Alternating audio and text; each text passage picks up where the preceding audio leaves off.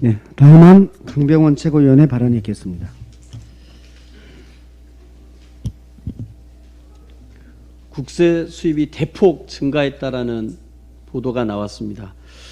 아마 어제 김부겸 국무총리의 추경안 국회 시정연설에서 김부겸 국무총리가 우리 국민들께 충분한 예산이 없어서 전 국민을 다 위로하지 못한다는 것에 대해서 사과 말씀을 드렸는데요.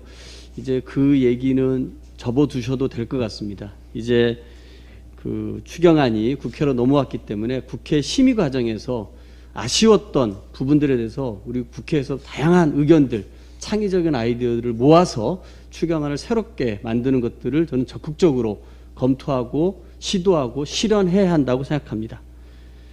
확진자도 대폭 늘었고 방역 상황이 엄중해졌습니다. 또 좀 전에 우리 수도권은 거리두기 4단계가 발표가 됐습니다.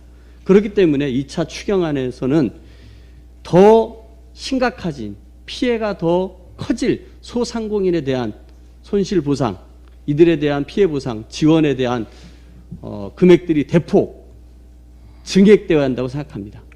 그런 부분에서 이 국회의 시간입니다. 국회가 재원이 부족해서 효율적으로 써야 하기 때문에 어쩔 수 없었다라고 하는 정부의 논리를 넘어서 우리 국민들의 피해를 제대로 챙길 수 있는 추경안 심사의 모든 총력을 모아야 한다고 생각합니다.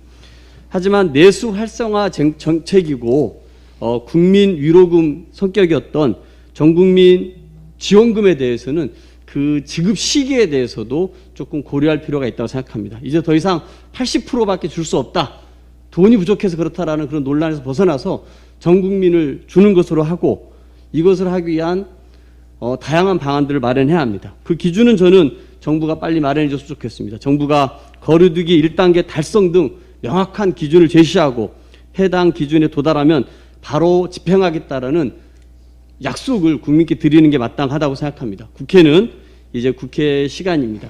국회 심의를 통해 새로운 추경안을 만든다라는 각오로 재원이 부족해서 못했다라고 하는 정부를 넘어서 국회가 우리 국민들의 아픈 삶을 챙길 수 있는 손실보상책을 대폭 증액하고 방역 상황이 안정화될 때 전 국민에게 소비 진작을 통한 경기 활성화와 위로금을 지급하기 위한 방안들을 마련해야 한다고 생각합니다.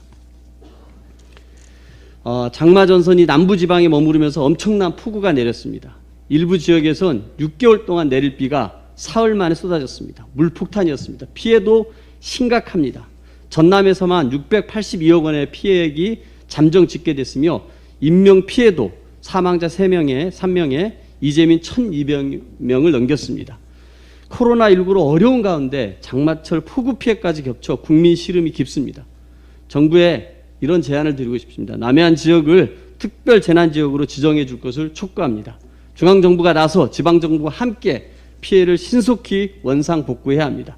특별 재난지역으로 지정되면 피해 주민들은 국세 및 지방세, 건보료, 전기요금 등을 감면받게 됩니다. 삶의 터전을 잃은 주민들에게 실질적인 도움이 될 것입니다. 우리 민주당은 이재민이 신속히 피해를 복구하고 일상을 회복할 수 있도록 모든 지원을 아끼지 않겠습니다. 한 말씀만 더 드리겠습니다.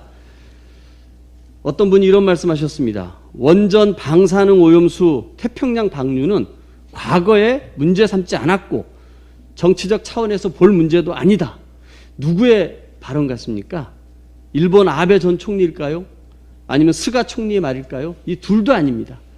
일본 자민당 극우 인사의 발언도 아닙니다. 바로 대한민국 대통령이 되겠다는 윤석열 씨의 발언입니다.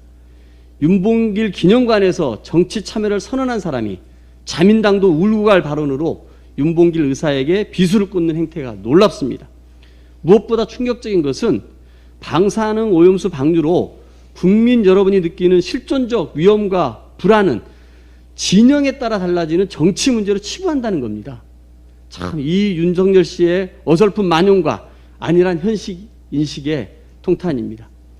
방사능 오염수 방류로 삶의 터전이 사라질지 모른다는 어민들의 절규 앞에 우리나라의 아름다운 바다와 밥상 안전이 무너지는 것 아니냐는 국민 물음 앞에 유독 윤석열 씨만 태평성대입니다. 이상입니다.